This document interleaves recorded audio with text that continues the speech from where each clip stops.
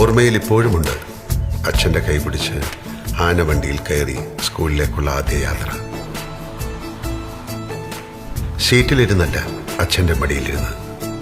ലോകം പിന്നിലേക്കും ഞങ്ങൾ മുന്നിലേക്കും പോകുന്നത് അത്ഭുതത്തോടെ നിന്റെ ജാലകങ്ങളിലൂടെ ഞാൻ കണ്ടു. ജീവിതത്തിൽ എപ്പോഴും മുന്നോട്ടായിരിക്കണം പോവേണ്ടത് എന്ന പാഠം ഞാൻ പഠിച്ചത് ആ കാഴ്ചയിൽ നിന്നായിരിക്കാം.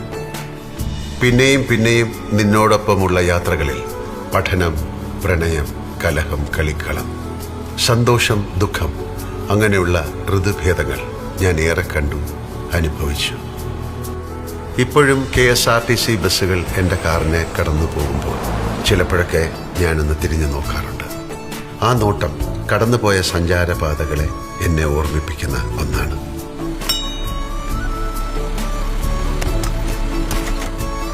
ഇന്നും നിന്റെ മടിയിലിരുന്ന് ജാലകങ്ങളിലൂടെ ലോകം കണ്ട് ഇങ്ങോട്ടെങ്കിലുമൊക്കെ യാത്ര ചെയ്യാൻ ഞാൻ മോഹിച്ചു പോകുന്നു. മലയാളിയുടെ സഞ്ചാര വഴികളിലൂടെ നിന്റെ ശുഭയാത്ര ഇനിയും തുടരട്ടെ എന്ന് ഞാൻ ആശംസിക്കുന്നു.